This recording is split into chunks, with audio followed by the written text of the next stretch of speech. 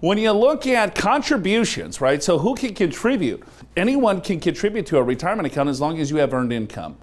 All right, so if you're 80 years old and still have earned income, you can contribute. If you're 10 years old and have earned income, you can contribute. So that was something that was a little different this year with that 70-year-old or 70 and a half could not contribute to retirement accounts. They kind of waived that, no age restrictions. That's right, because and it used to be just a Roth IRA. You could contribute at any age as long as you or your spouse had earned income.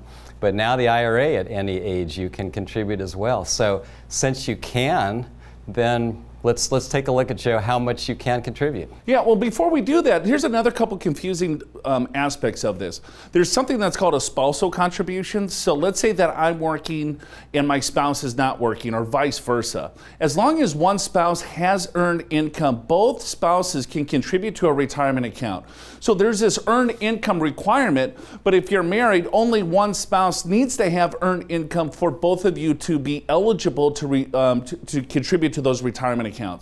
So you can still work part-time. So the limitations in regards to the contribution is the earned income, or up to $6,000 or $7,000 depending on your age. So if you're only making $3,000, then you could only contribute $3,000 into a retirement account, or you can max it out at $6,000. Or if you're over 50, then you can put in that catch-up. Yeah, exactly right. So you're right, Joe. $6,000 is the amount for the current year. An extra $1,000 if you're 50 and older, so that's $7,000 for a regular IRA or a Roth IRA. And you can mix and match. If you want to do $3,500 and you're over 50, let's say in a regular, and $3,500 in a Roth, that works just fine. You just can't go over that $6,000 or $7,000 limit. Yeah, great point.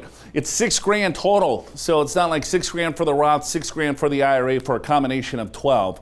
You can mix and match, but it's $6,000 or $19,500 for the 401k plan, $26,000 if you're over 50.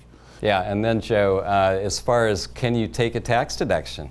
So if you're single and you're in a retirement plan already at work, let's say, so if you make less than $65,000, you can still take that full deduction for an IRA. The phase out is $65,000 to $75,000. If you're married, the phase out, I believe, is $104,000 to $124,000. I remembered.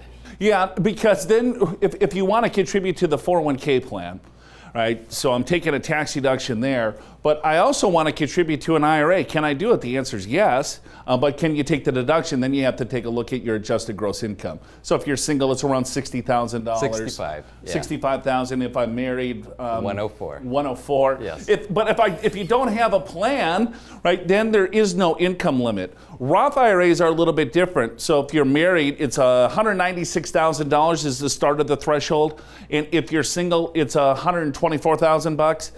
So just understand, if you're making over $200,000 as a married couple, you probably don't qualify for a Roth IRA. And if you make more than, let's call it $130,000, just rough numbers, as a single person, you probably are not eligible for a direct Roth IRA contribution. That doesn't mean you can't get money into a Roth, because there's no income limitations for 401ks, which is oddly enough. If you make $1 million a year and you want to put money into a Roth 401k, and if you have that eligibility through your employer, you can. And it's one of those things, there's differences between IRA rules, 401k rules, so you just have to understand what they are. If you need help to understand what IRAs are available for you, just go to our website, yourmoneyyourwealth.com. We got 8 different IRAs. It's awesome.